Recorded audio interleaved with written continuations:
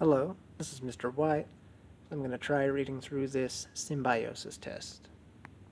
So you'll put your first name, your last name in your science class. So then we have mutualism, communalism, and parasitism. A symbiotic relationship is a special type of connection between species and can be either harmful or beneficial to the species, but is always essential.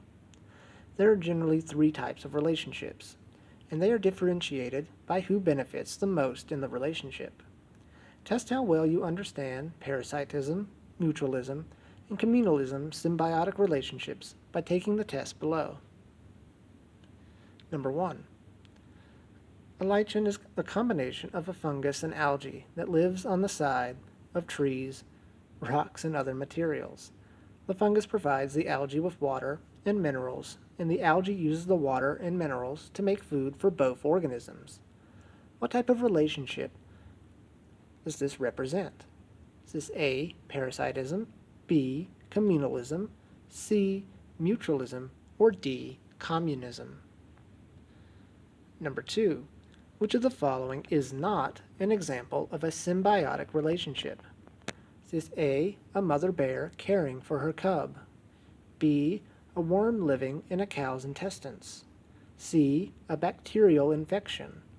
Or D, an ingrown toenail? Number 3.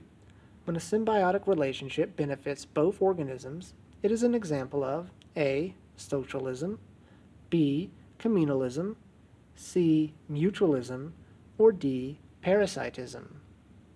Number 4. How does a crocodile benefit from a bird eating from its mouth? A, it gets its teeth cleaned. B, it gets to eat the bird. C, it gets a defense against flies. D, it enjoys the bird's attention. Number 5. How do people benefit from bacteria in their intestines? A, the bacteria prevents humans from gaining weight. B, the bacteria allows a human to eat a wider variety of foods. C, the bacteria allows humans to go longer without eating. D, the bacteria do not help nor harm the human. Number 6. When a symbiotic relationship helps one organism and hurts the other, it is an example of A, fascism, B, communalism, C, mutualism, or D, parasitism. Number 7. The harm species in a parasitic relationship is called A, the occupant, B, the parasite, C, the host, or D, the victim. Number 8.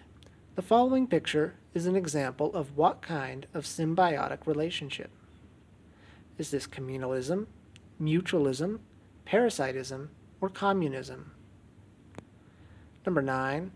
The following picture is an example of what kind of symbiotic relationship? The well has barnacles attached to it. Barnacles create home sites by attaching themselves to wells. This neither harms nor benefits the well. What kind of relationship is this?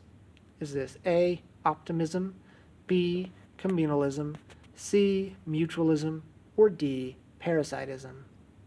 Number 10. Leeches have been used for medicinal purposes for hundreds of years. The leech benefits by getting a blood meal or food from the humans. How do humans benefit from the mutualistic relationship? A, the leech helps improve blood flow in the human, heals bruises, etc. B, the leech reduces the human's chance of running out of blood. C, the leech improves the cosmetic look of the human. D, the leech becomes a friend to the human. Number 11. Protozoa and termites. Much like the digestive bacteria in human digestive systems, protozoa help termites to digest the food that they eat. Is this A, mutualism, B, communalism, or C, parasitism? Number 12. Sea anemones and clownfish. Clownfish are often found living amongst the tentacles of the sea anemone. While those tentacles are able to sting nearly all other fish, the clownfish, thanks to the mucus on its skin, is protected from the stinging. Is this A, mutualism, B. Communalism, or C. Parasitism. Number 13. Spider crab and algae. With the ocean as its habitat, spider crabs often spend their time in some of the most shallow areas of the sea, making them highly visible to predators. However, living on their backs are algae that act as camouflage. Is this A. Mutualism, B. Communalism, or C. Parasitism?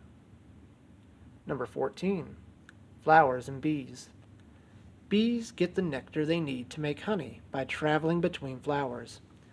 The bee brings pollen from one plant to another, resulting in pollination. Would this be A. Mutualism, B. Communalism, or C. Parasitism? 15. Ants and fungus. Ants actively create fungus, sometimes using leaves and their own fecal matter. Once the fungus grows, the ant eats it to sustain life. Is this A. Mutualism, B. Communalism, or C. Parasitism? Number 16. A tapeworm and a cat have this type of relationship. Is it A. Mutualism, B. Communalism, or C. Parasitism? Number 17. What type of symbiosis? Skunks often live in burrows that have been dug and abandoned by woodchucks. Is this A. Mutualism, B. Communalism, or C. Parasitism? Number 18. Aphids are tiny insects that live on and eat the leaves of plants, removing vital nutrients from the plant. Is this A. Parasitism, B. Communalism, or C. Mutualism, or D. Predation? Number 19. Mistletoe extracts water and nutrients from the spruce tree to the tree's detriment or harm. Would this be A. Parasitism, B. Communalism, C. Mutualism, or D. Predation? And number 20. Yucca flowers are pollinated by yucca moths. The moths lay their eggs in the flowers where the larvae hatch and eat some of the developing seeds. Both species benefit. Is this A. Parasitism, B. Communalism, C. Mutualism, or D. Predation? 21. An organism is A. One individual organism, B. A group of one species in an area, C. Multiple species that live together in one area, or D. All the living and non-living things in an area. 22. A population is A. One individual organism, B. A group of one species in an area, C. Multiple species that live together in an area, or D. All the living and non-living things in an area. 23. What will happen to the population when the birth rate is larger than the death rate? A. Grow, B. Stay the same, or C. Shrink. 24. A community is A. One individual organism, B. A group of one species in an area, C. Multiple species that live together in an area, or D. All the living and non-living things in an area. 25. An ecosystem is one individual organism, B. A group of one species in an area, C. Multiple species that live together in one area, or D. All the living and non-living things in an area. 26. A biosphere is A. One individual organism, B. A group of one species in an area, C. Multiple species that live together in one area, D. All the living and non-living things in an area, or E. All of Earth's ecosystems put together. 27. An organism and its interactions are determined by where it stands in the ecological structure of the ecosystem. Producers, consumers, decomposers, scavengers. The organism's role in the ecosystem is called its A. Position, B. Niche, C. Career, or D. Vocation.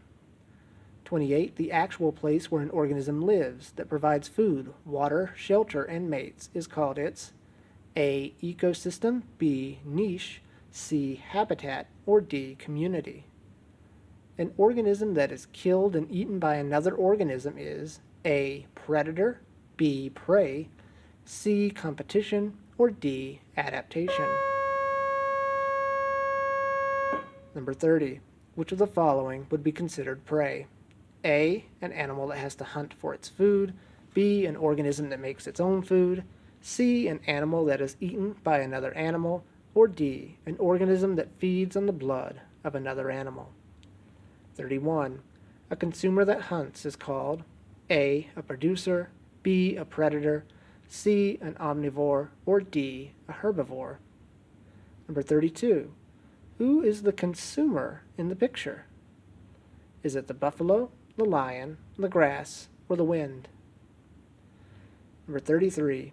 Parachuting cats into Borneo to take care of the rat problem was the result of A. Total magnification, B. Biological magnification, C. Extreme magnification, or D.